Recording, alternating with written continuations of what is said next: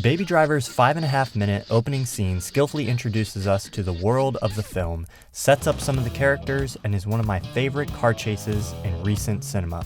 It does all this without any exposition or dialogue. The scene has two parts. I'm going to talk first about what director Edgar Wright sets up in the first half of the scene, and then break down some of the techniques he uses for the car chase in the second half. Thank you to Squarespace for sponsoring this video. A good filmmaker will carefully use what the audience sees and hears first to set up the world of the film. Edgar Wright does this well in Baby Driver. Before we even see anything, we hear a high-pitched tone that fades into a musical note. The viewer won't find out until much later in the film that Baby listens to music because of his tinnitus, but the seed of that idea is planted firmly at the beginning of the film. In Baby Driver, images are often subordinate to sound, a reverse of the usual roles. So it makes sense that we hear sound before we see images, establishing sound's critical role in the film. The opening 3 shots quickly and easily give us context for the world and set up the main character.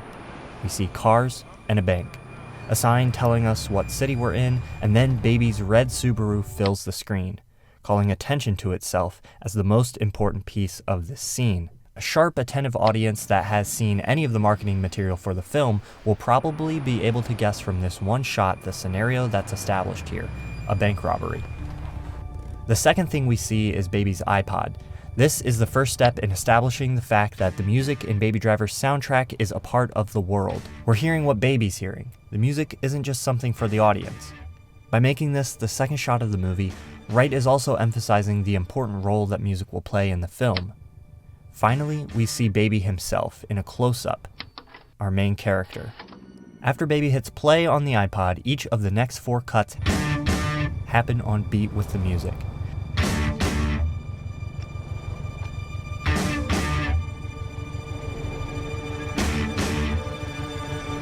As the crew gets out of the car, the slamming of the car doors, opening and closing of the trunk, and their footsteps, as well as the sounds of vehicles beeping and passing in the streets, all synchronize with the music. So in the first seconds of the film, the audience is already introduced to the stylistic tick that will propel much of the film. At 48 seconds into the movie, the crew's masks go on, and if you hadn't managed to guess the situation yet, it's very obvious now. This is where another important decision happens. Even though the more interesting thing, the movement of the action, is moving into the bank, Wright uses a wide shot and perspective to separate Baby from the crew, and we, the audience, stay in the car with Baby. This not only gets us comfortable with the fact that the rest of the story will play out from Baby's perspective, it helps us separate him from the seedy criminal world. Baby is told later in the film that he isn't part of this world, and it's an idea that helps us sympathize with Baby's situation. To further establish this, Wright uses a sequence of Baby singing and drumming along with the song to juxtapose Baby's attitude and demeanor with what Baby is. Baby is a getaway driver, but he acts more like a bored intern passing the time.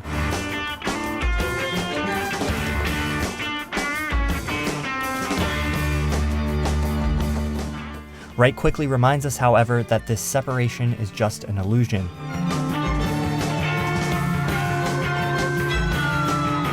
The coincidence of a passing police car awakens Baby from his reverie,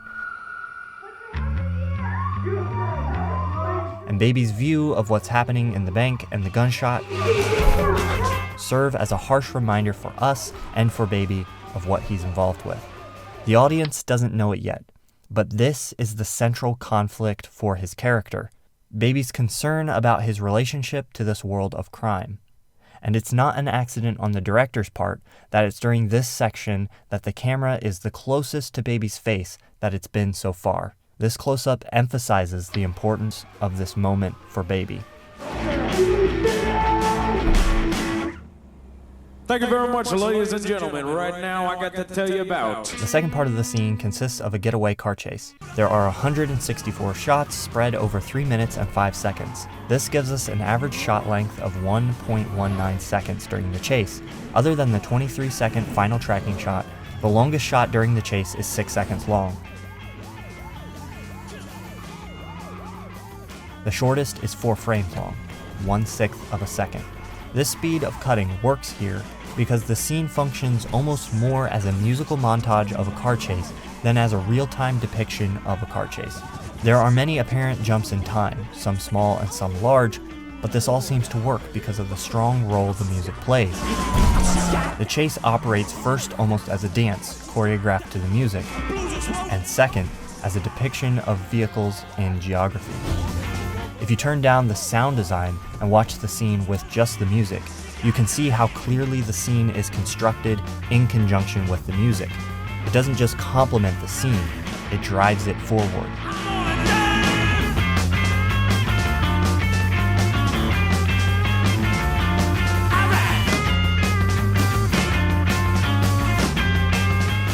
But the scene doesn't lose a real sense of direction either. There are many clues that allow the audience to follow the action, and the geography, if not immediately obvious, can be picked up on in repeat viewings. But Edgar Wright prioritizes showing the feeling of the scene over the clarity of the physical action. Like in this shot, where we don't see the car swerve into another lane, but we can almost feel it swerve because we can see the movements and reactions of everyone in the vehicle. Or like this moment a few seconds later, where we never actually see the car make a U-turn, but a shot of Baby pulling the handbrake and the passengers' bodies shifting in their seats as the car turns is enough to clue us in to what happened. And it's striking just how much time the camera spends inside the car. 59 shots are of Baby or the passengers, while 78 shots are of the actual cars. While there are more shots outside the vehicle, this 60-40 split still places much of the emphasis on what's going on inside the vehicle. This chase to me lands closer to the effect of being in a car chase like this, or driving a getaway car like this. It's less like the experience of merely watching one. Because of this, it sacrifices some of the clarity of geography, but for good reason. There are 52 shots of Baby Subaru by itself, and 30 shots of just Baby. The majority of the scene is built around that one thing, Baby and his car. The police, the primary conflict for the scene, even take a huge back seat, only getting incorporated into about 25 shots. Often their lights appear as clear reminders of the danger, sometimes literally encroaching on Baby's space, or more subtly, in a reflection, to remind us that they're right on his tail. Most of the time is spent on Baby's driving and the passengers' responses to it. Like this moment, which takes an early step towards endearing us to the character played by Jon Hamm. Or these looks from Jon Bernthal's character that give us an early indication of his skepticism towards Baby. This to me is what sets this scene apart. Its singular focus, Baby and his car, mirrors the singular focus of the film, Baby and his driving. The interior shots that focus on Baby don't just show him driving, they show him making decisions that allow him to get away. We constantly see him assessing the situation and adjusting. Often in a car chase like this, the lead car just seems to be following a predetermined path. But in this scene, it's clear that they are able to get away because of Baby's clever driving. Baby's car spins and skids through downtown Atlanta, Wright constantly shifting the direction of action so that things don't feel linear, but winding and turning more like a dance. Wright's directing is showcased in this scene. It's not just a big, flashy action opener to get you hooked. It does all that, but while it does, it subtly feeds the audience information that will help them navigate the story ahead.